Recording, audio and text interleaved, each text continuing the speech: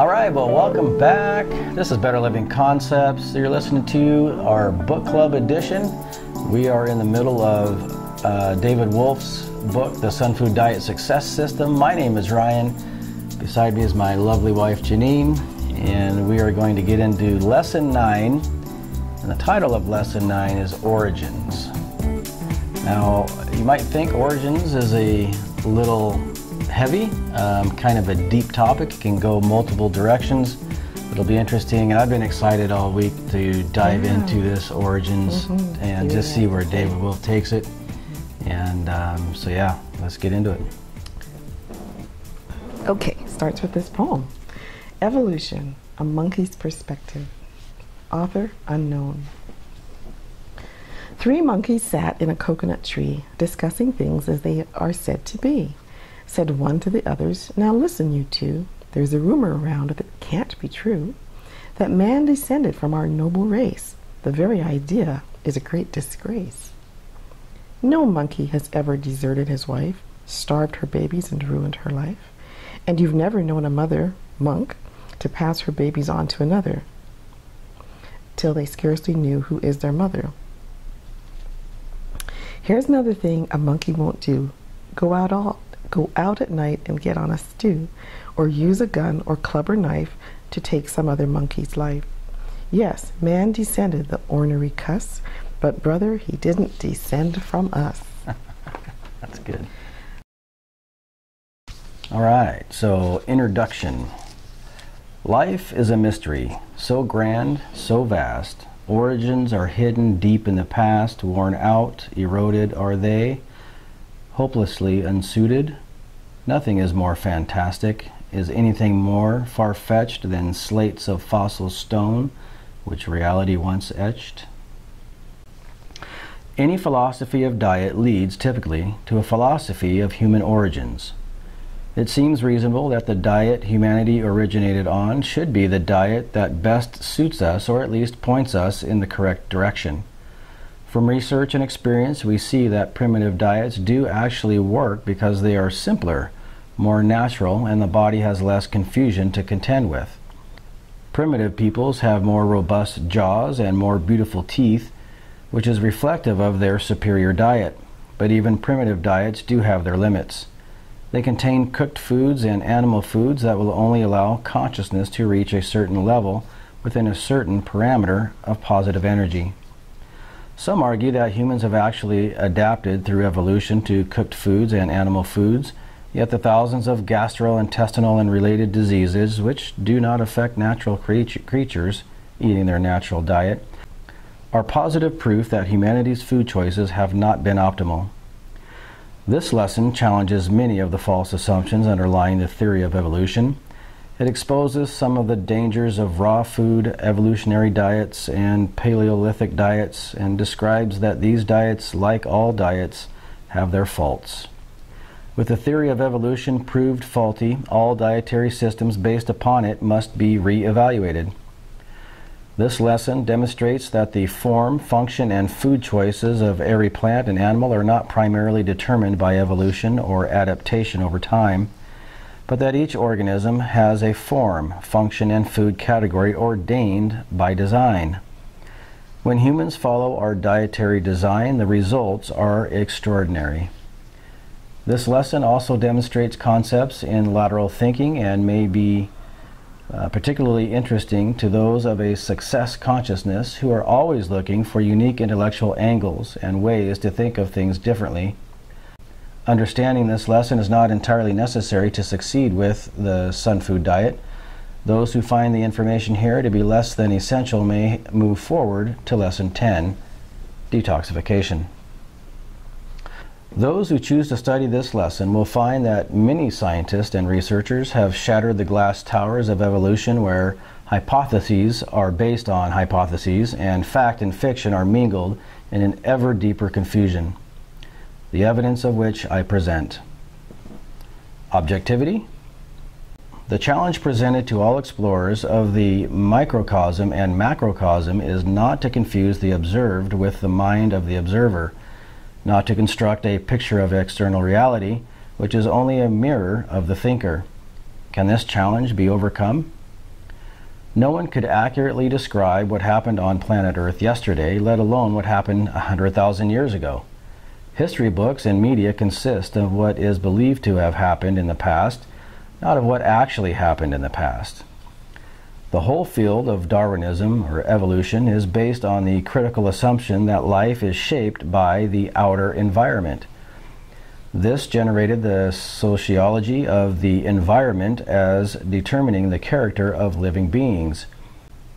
And yet, in a pure sense, what is life? Life is the unfolding of the inner potential. Potential is fulfilled by action, just as a seed, with its inward certainty of bursting life and future fruit generation, is fulfilled by action through water, soil, and sun. The environment does not determine the inner potential. It can only help or hinder its expression. The physical world of nature is in reality the materialization of the inner spiritual potential of all living things. The inner world creates the outer world. Lesson 1, the principle of life transformation. Science or philosophy. This is a quote from Philip Johnson, Darwin on Trial. As the creation myth of scientific naturalism, Darwinism plays an indispensable ideological role in the war against fundamentalism. For that reason, the scientific organizations are devoted to protecting Darwinism than testing it, and the rules of scientific investigation have been shaped to help them succeed. Today's one-sided, fatalistic science includes philosophical deductions that are not science and are not supported empirically. The scientific observation of the world is simply empirical study. However, today's science implicitly contains philosophical deductions, loaded with ideas about the ultimate existential meaning of the universe, such as notions of how life began, what life is, etc., not supported by empirical proof. For example, implicit in Darwinism is the common ancestor idea, which sounds great to a materialistic mind, but is not supported by the fossil record. The common ancestor idea contains science, quantifiable similarities between species, and the philosophical deduction that they share a common ancestor, which has not empirically been shown. Utilitarianism. There is no evidence that the Earth's biological history, or evolution, as it has been termed, is a mechanical process of increasing fitness and utility over time. What of survival of the fittest? The philosopher Nietzsche pointed out that survival of the fittest happens, but it is meaningless most of the time because the vast majority of organisms do not fight, do not kill for food, and do not compete for territory in such a way that cause competitors to die out.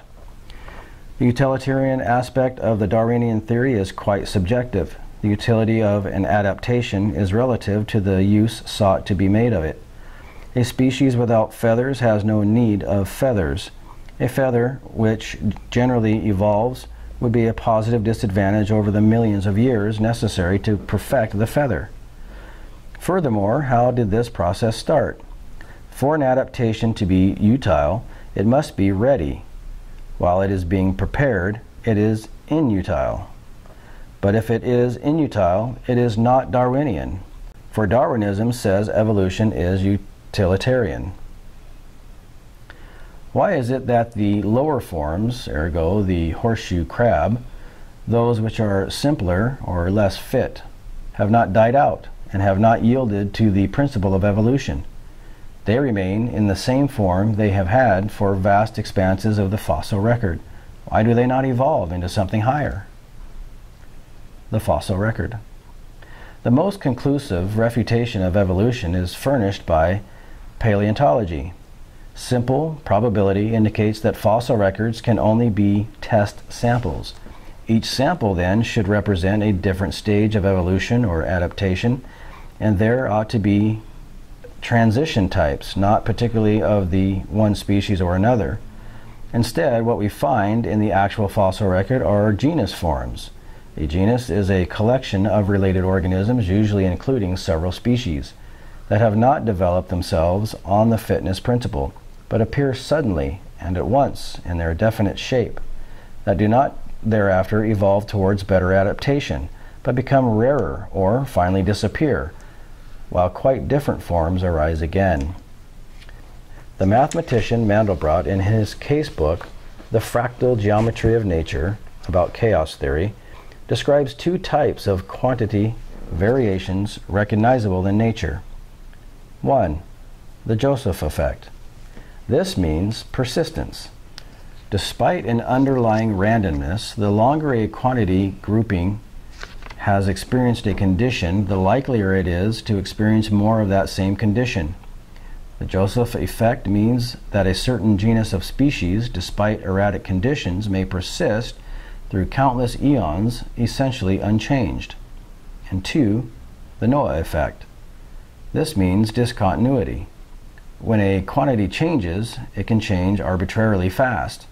Quantities can change instantaneously. They do not pass through all intervening points on their way from one point to another. The Noaa effect means that a quantum of species may instantaneously alter form and function. Consider how Mandelbrot's observations are mirrored by Stephen Gould, quoted from Darwin on Trial, developer of the evolutionary punctuated equilibrium theory, which attempts to explain away the embarrassing fact that the fossil record is devoid of transition types. Quote, the theory of most fossil species includes two features particularly inconsistent with gradualism. 1. Stasis. Most species exhibit no directional change during their tenure on Earth. They appear in the fossil record looking pretty much the same as when they disappear. Morphological change is usually limited and directionless. 2. Sudden appearance. In any local area, a species does not arise gradually by the steady transformation of its ancestors. It appears all at once and fully formed. Unquote. All that we see about this impels us to the conviction that again and again profound and extremely sudden changes take place in the forms of living plants and animals. These changes are of a chaotic, cosmic, or divine origin and may be beyond human understanding. Similarly, all active beings, including those reading this now, have striven towards their fulfillment by turning points or epochs in their lives, not by gradual evolution. Think about the events of your own life and decide which is a better description, a series of significant turning points or gradual evolution. The origins of the earth, of life, of the free-moving animals are such turning points or epochs of change. Quantum physics is telling us things do not change slowly over time. They make quantum leaps. We jump from one level of experience to another. Evolutionists never demonstrate what a smooth transition is. They never define it. A transition of macro form should be demonstrated somewhere in a long sequence, say 50, 30, or at least 100 successive fossils in transition. Yet with all the billions of fossils on Earth, no one has met this simple criteria for a fossil sequence. We also do not find any genetic mistakes, one-shot mutations which failed, in the fossil record, which is impossible if random mutation through natural selection, trial and error, is true.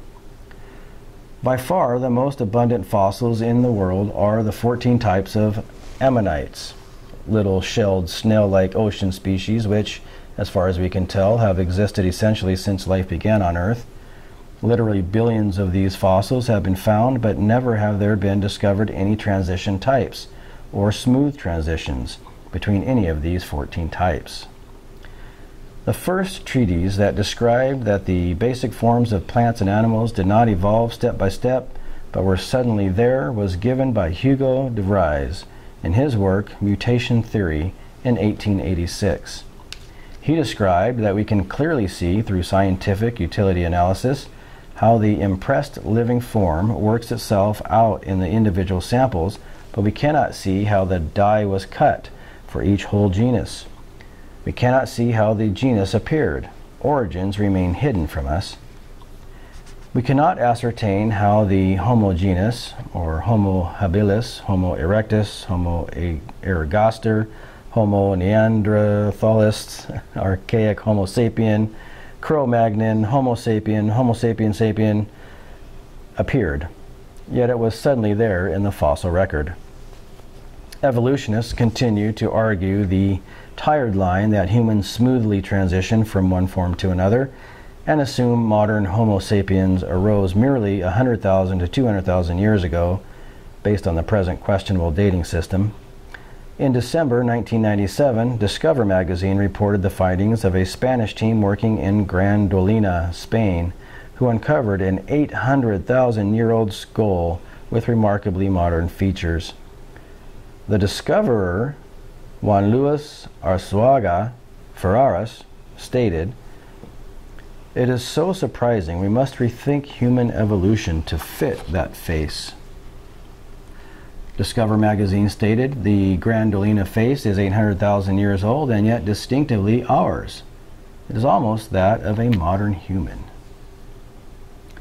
The evidence is showing and will continue to show that all Homo forms have existed together for thousands or millions of years without the gradual evolution through common ancestry concept.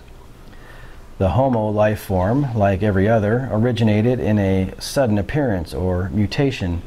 The Germans have the great word Wandlung, meaning instant transformation, of which the when, how, and why remains a secret. There exists somewhere in the recesses of time a sharp frontier on the hither side of which we see Homo as a completely formed type, endowed with a certain bodily structure, walk, and posture that has not materially altered up to the present day.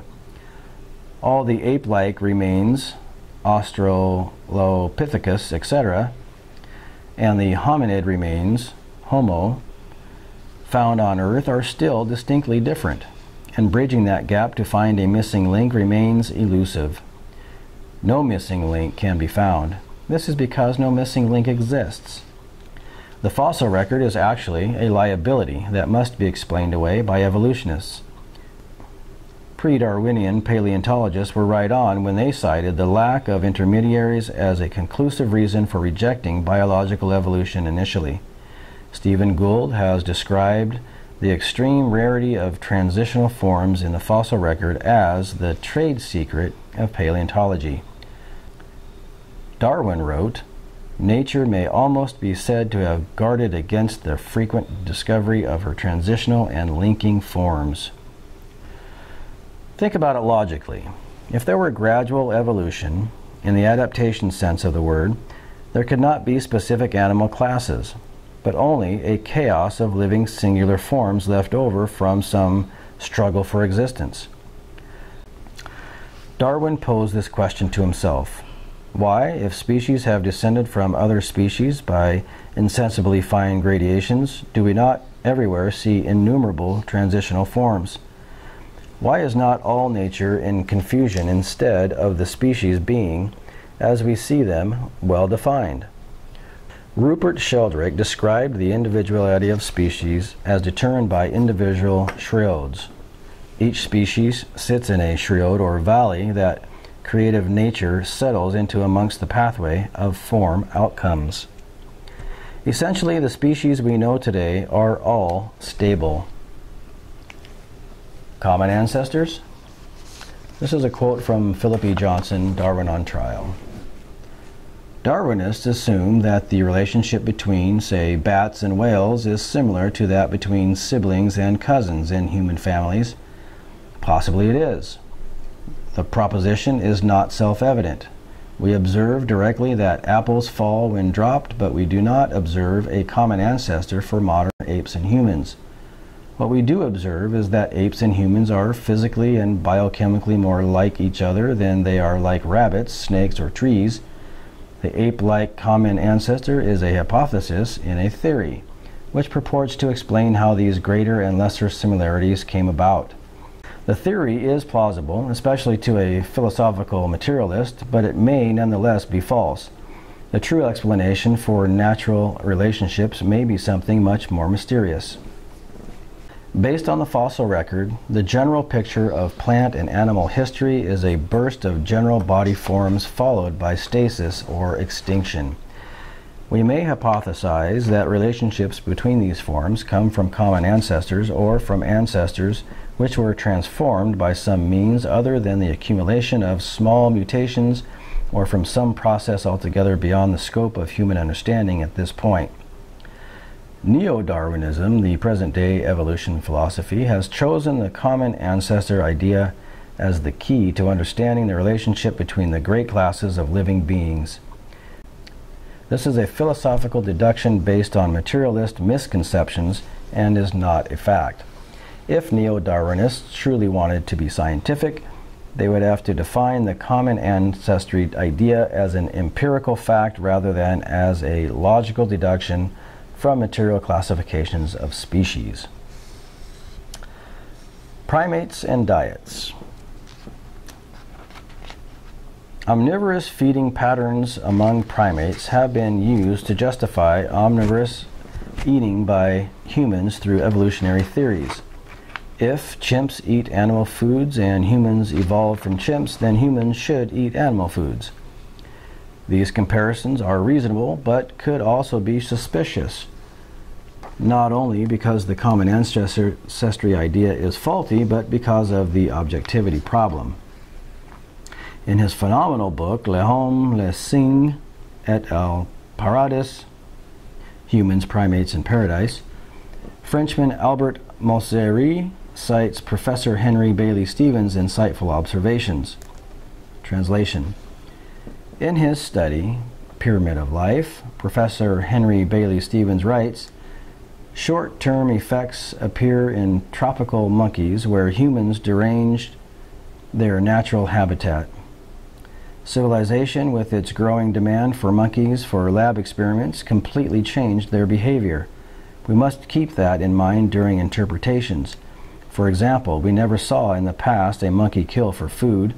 Now, in 1960, Jane Goodall Lawick went on an expedition to live a year with the chimpanzees in Tanzania. The chimpanzees got used to her presence and lost all apprehension. During this period, they had also the occasion to observe her own behavior and diet. They are gifted imitators, so they were able to admire human ingenuity.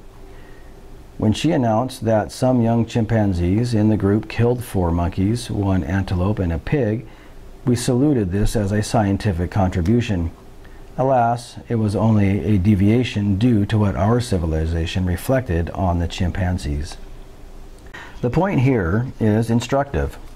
Many chimpanzee groups, especially the bonobo chimps, the most genetically familiar to humans, do not engage in hunting behavior.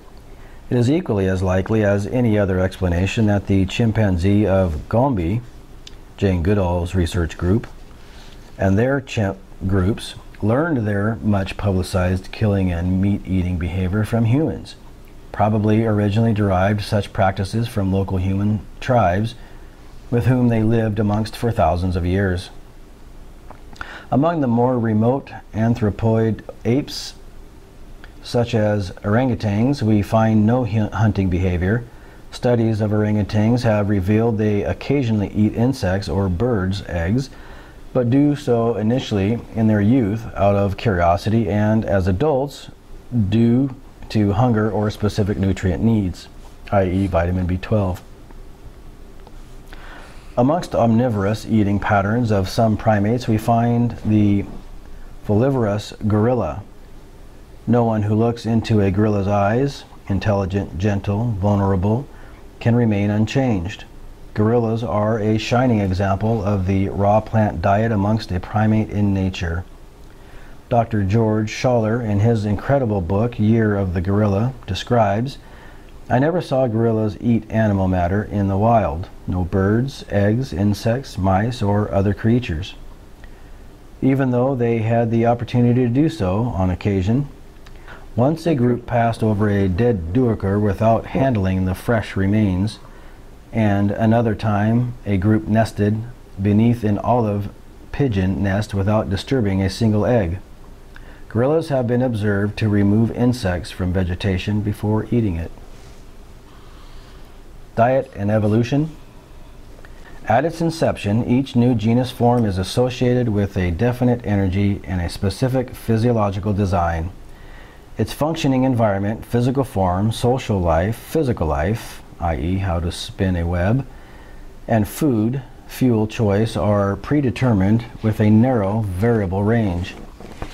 These are not subject to change and do not, actually cannot, adapt beyond a certain threshold without causing imbalance or illness. The Homo genus has a specific biological design for food or fuel, as do all other genus forms. Those who espouse evolutionary diets have as their base tenet the assumption that we have adapted to a specific diet through millennia of certain feeding behaviors. These behaviors vary widely and can never be precisely known. They can only be guessed at, as both frugivorous plant eating and omnivorous feeding teeth striation patterns have been discovered amongst various fossils in the Homo genus. To a degree, humans have adapted. Enzymatic adjustments or mutations have occurred amongst the different human races to help accommodate foreign foods. For example, Caucasians have the ability to enzymatically break down alcohol, whereas Native Americans do not have the enzymes to do so easily. Dr. Bert Valley and other researchers at Harvard Medical School have isolated 15 different types of alcohol dehydrogenase liver enzymes. They discovered that the number of variety of these enzymes vary between individuals and ethnic groups. The number and variety of these isoenzymes appear to be genetically controlled. In spite of enzymatic mutations amongst all the races, no macroevolutionary change has occurred to the human digestive organs. The teeth have not sharpened, the bowels have not desulcified and shortened, the liver has not enlarged, even in spite of humanity's recent history of chaotic dietary patterns. Different races and blood types display patterns of enzyme mutations, allowing certain groups to metabolize certain foods, while other groups lack those enzymes. This understanding underlies the blood type theory.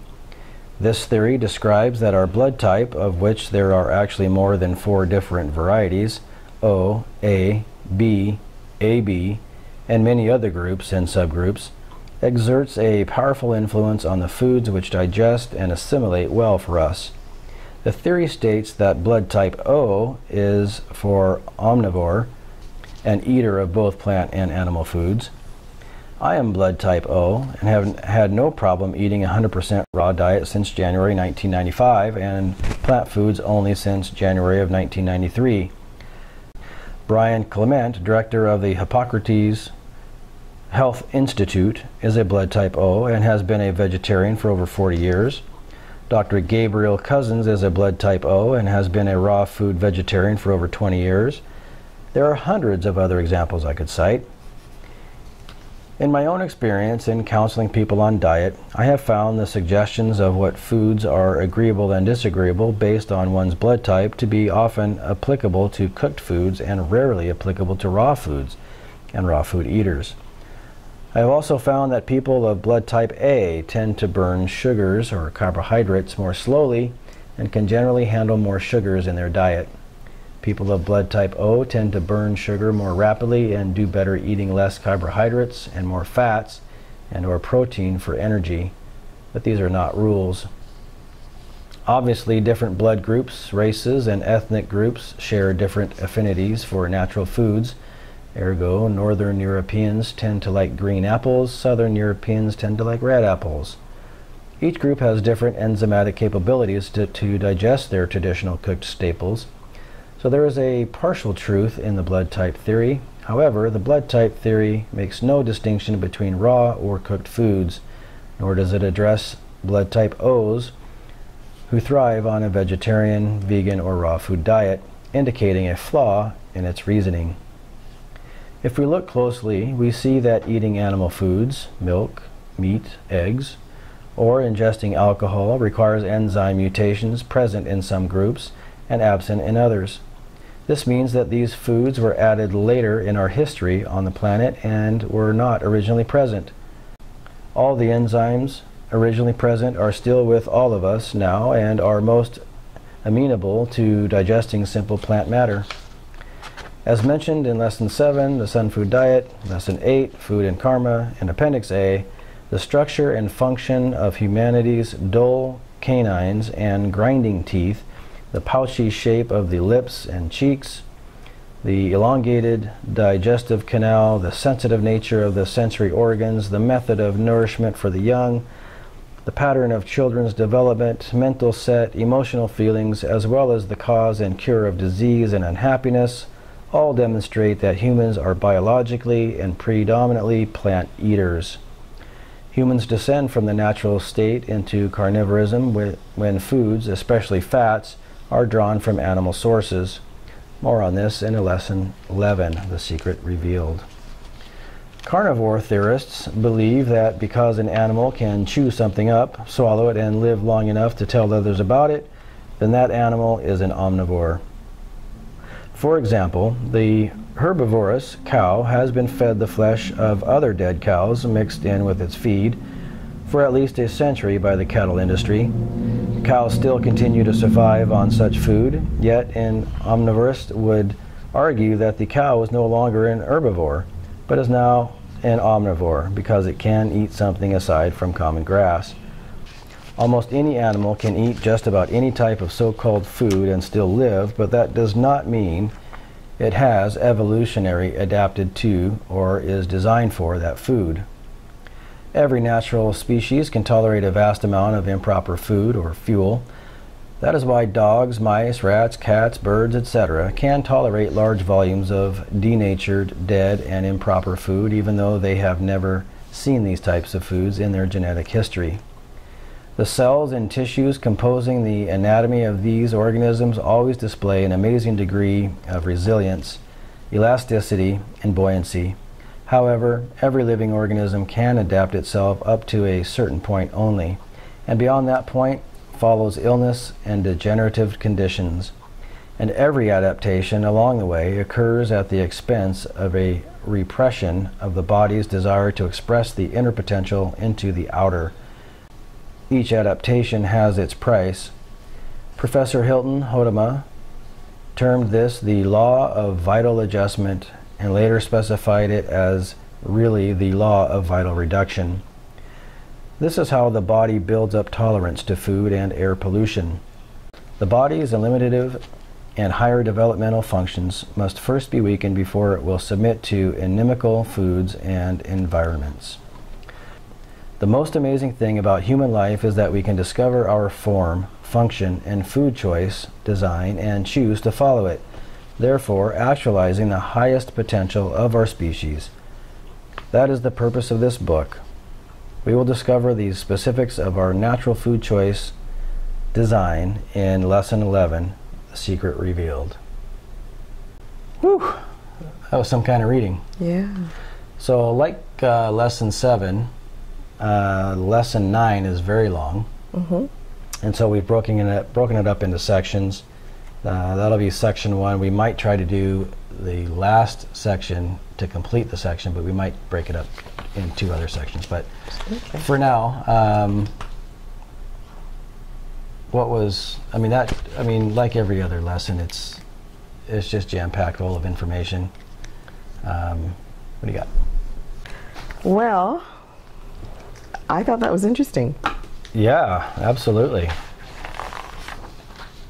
And, I know he reads quite extensively and certainly knows a lot more about this topic than I do. Don't claim in any way to be an expert. For sure. I'm with you on that one. I would say, though, that it is something that I've always kind of wondered about. Why aren't there more half-baked, you might say, species around, right? Totally. Obviously, I'm not the only one wondering that. So I thought, he laid that out pretty well. I like that he opened up, by saying that this lesson is going to challenge some of these assumptions. Mm-hmm. There's no evidence that the Earth's biological history is a mechanical process. The whole idea that things are formed, or that they arrived here, or they showed up in full form instantly, seems to make more sense. Yeah. And the fact that we actually just don't know or we don't know. Let's see, where did he say that? Oh, I think it's over on page 129. But we cannot see how the die was cut for each whole. We cannot see how the genus appeared. Origins remain hidden from us. Yeah. So rather than trying to explain it with something that doesn't make sense, he's basically saying, you know, we don't know. Yeah, maybe we just don't know. Yeah. You know, I kind of went through a phase several years ago, as you know, that when I was studying a fair amount of this, and it's always baffled me how somebody can allow themselves to be so wrapped up in a theory that is still truly a theory, that has absolutely no proof. There's enough evidence to suggest one way or another here, one way or another there, but there's no proof. So why divest yourself into it wholeheartedly? You know, what do you gain from that? What do you lose when you do that? You know, now that's not to say that those of us that believe in, you know, an intelligent design theory, that's still a theory, you know, but at least there's some evidence that points that direction more so than points the evolution theory. Yes, I think I would almost say that the distinctiveness of the species, you might say, does kind of make you wonder. Yeah. And here's the thing too, if we evolved from primates, why do we still have primates around if natural selection is a thing? Well, you could say that they're in a, you know, an earlier stage or state, or they just didn't evolve as quickly. Yeah, it doesn't really necessarily make any sense. No, it doesn't make any sense. Okay, so all that we see about us impels us to the conviction that again and again, profound and extremely sudden changes take place in the forms of living plants and animals. These changes are of a chaotic, cosmic, or divine origin and may be beyond human understanding. Yeah. Oh, I thought that was interesting. The evidence is showing and will continue to show that all the Homo forms have existed together for thousands or millions of years without the gradual evolution through common ancestry concept. So, I mean, yeah, I thought that was interesting. He's saying that the evidence shows that they were actually, that they are existing together rather than, you know, evolving. This evolving into the next one. Okay. Why is not all nature in confusion instead of the species being, as we see them, well defined? Yeah. Yeah. That's the paragraph I was looking for. You know, there was a video that we watched many years ago by a professor, I think his name is Dr. Michael Behe, on what he called the irreducible complexity, which is to say that a cell can only reduce so far. The cell has 5, 6, whatever types of different things within the cell, and then if you take one of them away, the cell no longer exists. So it can't be in a state of evolution. It's got to be complete in order for that thing to actually do its thing. Yes. Right? So that to me I thought was a very fascinating yes, absolutely. video that we watched. And it lends itself to, you know, to this particular subject. Yeah. Now, of course, David is pointing all of this out, I think, to move into a place where if we are able to recognize our absolute origins, the very base of our existence when we first came into being, we can then look at what is our best diet. That's obviously where he's moving, right? Yeah. I think I should have noted specifically where it was, but I think he's saying that the program, you might almost say, is within. It's not without. Yes. Right? That what causes us to be what we are is fully formed, and it's evolving from within. Yeah.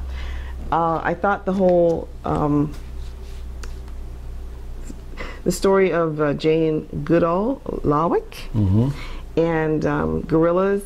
I did not know that about gorillas, actually. I never saw gorillas eat animal matter in the wild. I thought that was really interesting. Yeah, for sure. No birds, eggs, insects, mice, or other creatures, even though they had the opportunity to do so on occasion. Yeah. Gorillas have been observed to remove insects from vegetation before eating it. Yeah, I did not know that. So, I mean, something I learned. Indeed.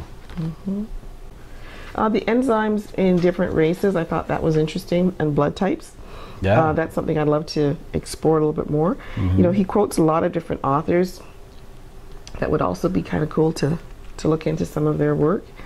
But yeah, the whole idea of different body types, blood types, being able to assimilate different food types differently was interesting. Yeah, I had never ever thought that would be a thing. Yeah. You know, you just figure that people are people and we can consume whatever we consume, and you know, I thought that was fascinating. That's definitely a subject that I would like to dive a little deeper into, is the blood types and what sorts of blood types can do certain things that others can't.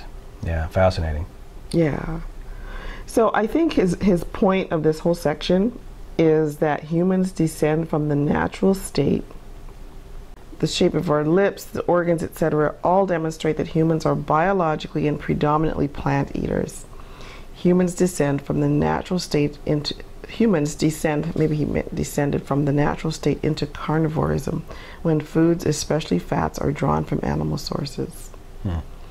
So yeah, I think that's what he's trying to prove, right? Is that we are naturally plant eaters. Yes, okay. And just because we can eat meat, doesn't mean that we are evolving into that, or that it's best for us. Right. Or that we will ever evolve into that being ideal for us. Of course, he makes the point there too in the later paragraph where he was talking about that other doctor in his study that you know, eventually that leads to disease. Yes. That your body can only take so much of it. Although we eat what we've eaten since childhood, at some point in our life we will develop cancer or diabetes or whatever the disease is, because the body cannot take anymore. And that's different for everybody. You know, and that may be subject to your blood type. You know, there are people that eat meat their whole life and maybe never experience bad disease, and that's maybe because of certain other variables or blood type or whatever. But the vast majority of us will eventually probably pick up some sort of illness because our bodies are fully saturated. And that's also going to be what also plays a role in that is the other areas of our environment. You know, what sort of air are we breathing? Is it clean and pure? Is it, you know, toxic? You know, I mean, depending on if we're living near a city or out in the, you know, countryside. I mean, what sort of water are we drinking? Is it pure? Is it highly toxic? I mean, all of those factors. It's not just eating meat, but all of those factors will come in to play a role, and that's why it's important that we look at all of those things to include our diet. Yes. Towards living, you know, towards the concept of longevity. So I learned a new word here, inimical. Oh yeah. I don't think I've used that word before. I certainly haven't. And yeah, so this is how the body builds up a tolerance to food and air pollution. The body's eliminative and higher developmental functions must first be weakened before it will submit to inimical foods and environments. Yeah. And that last paragraph that we read here, which we ended on in this section, was the most amazing thing about human life is that we can discover our form, function, and food choice design and choose to follow it. Yeah. Therefore, actualizing the highest potential of our species. This is the purpose of this book. We will discover the specifics of our natural food choice design in Lesson 11, the Secret Reveal. The operative word there for me was choice or choose. Yes. Right. We have free will. You know, we can look back to what our bodies are actually designed for and designed to experience. And we can choose by free will to experience a life that is at its peak performance, as long as as long as we can through the the lifespan that we were given. I liked also that he gave the choice of skipping this chapter if you were so inclined. You know what I mean? Yeah. I thought that was kind of interesting. Yeah. Yeah. Well, I think he understands. I mean, obviously he understands that this information is really more kind of aside to the actual message that he's giving, but I'm glad we read this portion. I'm really glad, yeah. I mean, he's saying that the lesson challenges many false assumptions, but he doesn't want that really to be a stumbling block or deter someone from moving into a higher consciousness of plant eating, I guess. Yeah. What I love about it is that he's staying true to who he is. He's not afraid to speak his message in its fullness. Yes. To leave that out, and that may have been, for him, a situation where if he were to leave this out, then he wouldn't be giving his full measure of his beliefs, right? Yes, true. So I'm a huge proponent of that sort of thinking and living, to live your truth to the fullest. Yes. And it'll impact who it's supposed to. Yes. So it's on 125, which is where I mentioned this earlier, but this is where it's found. Based on the critical assumption, the whole field of Darwinism is based on the critical assumption that life is shaped by the outer environment. Oh, yeah. Life is the unfolding of the inner potential. Potential is fulfilled by action, just as a seed with its inward certainty of bursting life and future fruit generation is fulfilled by action through water, soil, and sun. Yes. The environment does not determine the inner potential. It can only help or hinder its expression. The physical world of nature is in reality the materialization of the inner spiritual potential of all living things. The inner world creates the outer world. Boom. Yeah. Yeah, that is the crux of it all. Yes. Yeah, absolutely. Yeah. And of course, as we consider, from the perspective of better living concepts, as we consider other things within our concepts that we associate with, it all revolves around that. That's really the basics or the foundation of all health, joy, wealth, if you really get down to it. And if you look at all of the the success gurus or teachers, philosophers, the Jim Rohns and all those types, Napoleon Hills, whatever, that's the same basic foundation that they would espouse to also. Yeah, I think that combined with what mentioned earlier, the choice, the element of choice, right? But the potential for greatness is there, and how we influence that can make a big difference. Well, that is the factor, right? What we choose to do. Exactly. Yeah. Oh, very cool. Well, I think with that, we're going to call it a night. And greatly appreciate you being here with us on this journey.